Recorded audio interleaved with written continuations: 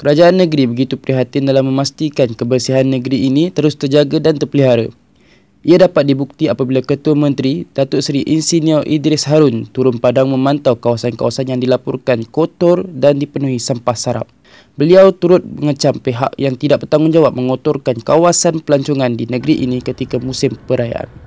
Namun begitu, beliau menghargai tindakan pantas Majlis Bandaraya Melaka Bersejarah MBMB yang sentiasa memastikan kebersihan Melaka terpelihara. Tahniahlah saya ucapkan kepada MBMB. Ya.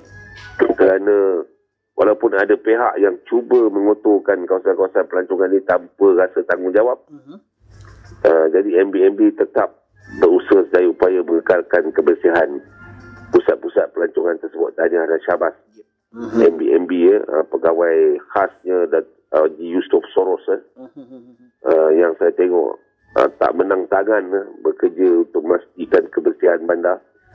Dan saya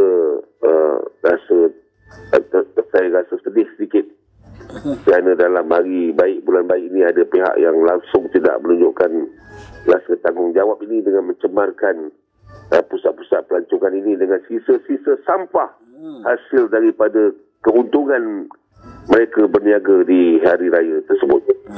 Jadi ada juga jenis orang yang berfikir seperti ini. Ya.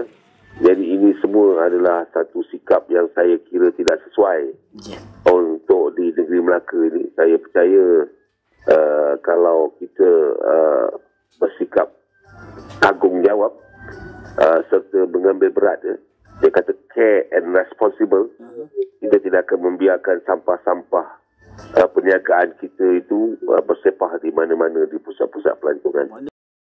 Bertindak atas kepekaan Ketua Menteri yang mahu menjaga kebersihan, pihak berkuasa tempatan PBT membuat pemantauan di kawasan tumpuan pelancong di negeri ini, terutama Jongkowok.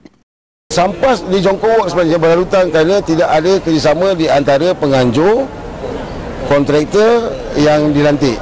Jadi kita sarankan bahawa saya dapat maklumat daripada Yang Amat Ketua Menteri Datuk Bandar telah melihat supaya kawasan Uptown Jongkowok ni akan di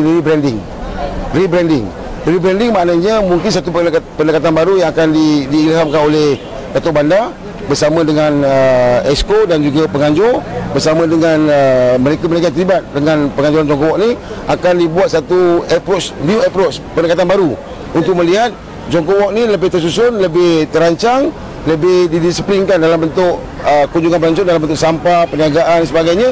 Kita akan buat satu garis panduan yang baru.